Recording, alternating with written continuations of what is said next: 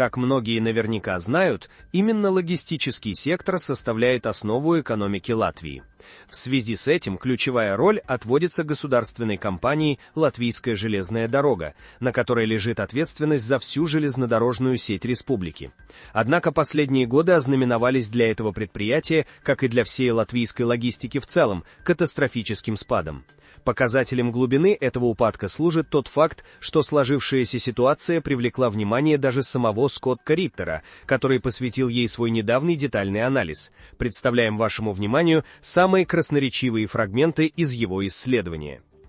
Итак, латвийский транзитный сектор, который десятилетиями являлся одной из наиболее прочных опор национального благополучия, стабильно приносящий в казну миллиардные доходы и создававший значительное число трудовых позиций, ныне испытывает невиданный и, вероятно, наиболее разрушительный упадок за все время своего существования. Из года в год геополитическая ситуация и усугубляющиеся санкционные ограничения обрушивают на отрасль все новые и новые бедствия, а объемы перевозимых грузов неуклонно идут на спад, полностью подтверждая безрадостные изречения. Мне казалось, я опустился на самое дно, но тут снизу раздался стук.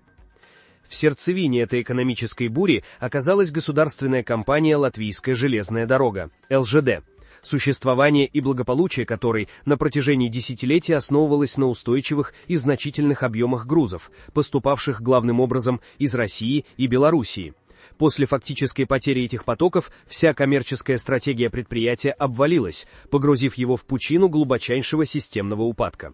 Размеры этого бедствия, отраженные в бездушных статистических данных, ошеломляют. Если в 2019 году по железнодорожным путям республики было транспортировано более 40 миллионов тонн грузов, то по результатам минувшего года данный показатель еле достиг 11,467 миллиона тонн, что само по себе явилось следствием сокращения на 26,7% в сопоставлении с предшествующим годом. Безрадостная динамика стремительного обвала лишь набирает обороты. За начальные 4 месяца нынешнего года объем транспортировки уменьшился еще на 28,4%, а последние сведения за январь демонстрируют совершенно плачевную ситуацию – сокращение на 27,3% относительно января минувшего года до ничтожных 815 тысяч тонн. Более подробный анализ этого обрушения только акцентирует системную природу возникших трудностей. Международные транспортировки обвалились на 32,5%, транзитная сфера на 37,6%, экспортные на 40,3%, а импортные на 35,7%. Финансовые результаты ЛЖД служат непосредственным и жестоким зеркалом этого операционного краха. Согласно предварительной информации, оборот концерна в минувшем году достиг 233,738 миллиона евро, что на 11,3% ниже, чем годом ранее, тогда как потери увеличились в 2,4 раза, достигнув вызывающей беспокойство цифры в 7,794 миллиона евро. В подобной ситуации даже всеобъемлющая оптимизация затрат и урезание расходов не в силах исправить бедственное положение дел, и компании для элементарного сохранения своей обширной инфраструктуры необходимы многомиллионные инъекции из государственной казны. Объем средств, инвестированных правительством в наращивание уставного капитала ЛЖД и поддержание ее финансовой стабильности с 2020 года уже перевалил за 140 миллионов евро, а в бюджете текущего года предусмотрено еще 26 миллионов для компенсации потерь железной дороги за предшествующий год. Безусловно, ни пассажирские перевозки, ни внутренние транспортировки не способны возместить те объемы восточных грузов, что наблюдались в период с 2000 по 2020 годы. С прискорбью отмечает член правления компании Ринальдс Плявникас, тем самым подтверждая, что внутренние возможности для покрытия убытков полностью истощены. В условиях этой мрачной реальности менеджмент ЛЖД судорожно пытается нащупать новые возможности для развития, стремясь коренным образом трансформировать всю концепцию деятельности компании и освоить новые рыночные ниши. К несчастью, ранее у ЛЖД существовало лишь одно основное направление для транспортировки грузов в латвийские порты – восточное, разъясняет генеральный директор Артис Гринбергс. Если отечественные компании не имели возможности доставлять свою продукцию, будь то цемент, древесина, торф или зерновые, железнодорожным транспортом, то активно развивались автомобильные перевозки. В настоящее время компания планирует начать прямую борьбу за клиентов с автомобильными перевозчиками на внутренних рынке, где по автодорогам республики в минувшем году было транспортировано более 80 миллионов тонн грузов. Опираясь на явные выгоды, такие как безопасность транспортировки, уменьшение вредных выбросов и снижение нагрузки на автомобильные трассы, ЛЖД интенсивно анализирует сектора экономики с крупными грузопотоками и изыскивает способы адаптации своего парка вагонов под их специфические потребности. Вселяющим некоторую надежду, хотя и весьма незначительным, признаком стало увеличение внутренних транспортировок на 14,6% в январе. К сожалению, как указывают эксперты, данный объем кардинально не меняет плачевного положения дел в секторе. Еще одним масштабным начинанием, упомянутым топ-менеджером, является формирование так называемых «сухих портов». Планируется возведение особым образом оснащенных логистических центров, в которых грузы будут собираться для дальнейшей транспортировки железнодорожными путями. Тем не менее, Greenbergs сознает, что эта инициатива со среднесрочным горизонтом реализации, которая вне всякого сомнения потребует огромных финансовых вливаний от государства. В то же время усилия по привлечению грузов из Казахстана, Узбекистана и прочих государств Центральной Азии до сих пор не дают заметного эффекта, а китайские товары так и не смогли стать полноценной заменой российскому транзиту, что лишь усугубляет и без того тяжелое положение. Как ни странно, но и в текущей ситуации половина всех грузоперевозок ЛЖД по-прежнему приходится на грузы, имеющие отношение к России и Белоруссии, что вызывает серьезные вопросы. Главную часть составляет зерновая продукция, однако попадаются и более показательные случаи. Заняв освободившуюся нишу эстонской железной дороги, ЛЖД перевозит в Россию пальмовое масло из Эстонии.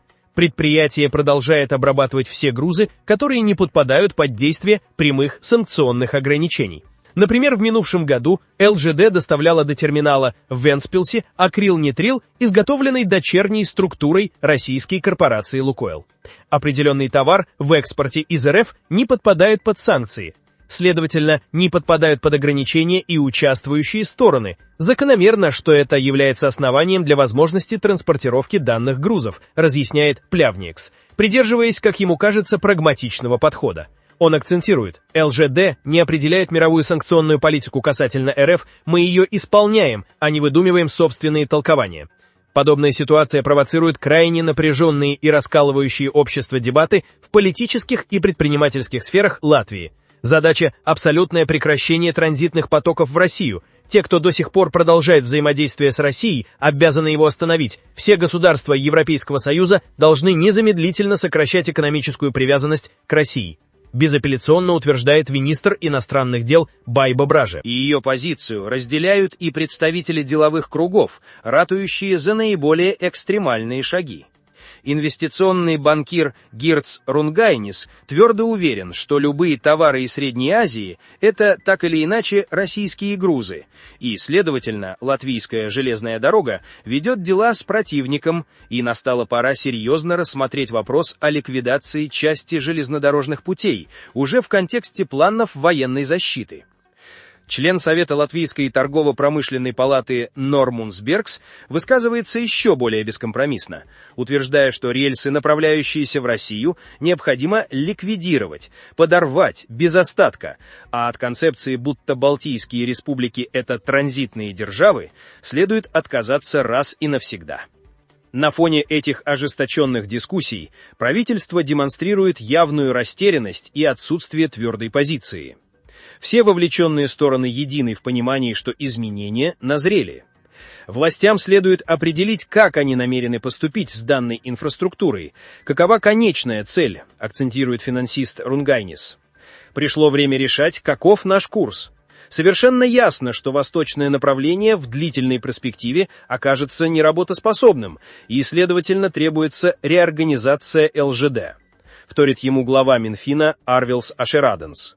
В свою очередь, министр сообщения Каспарс Бришкинс дал обещание уже в скором времени представить Кабинету министров отчет о планах по реструктуризации.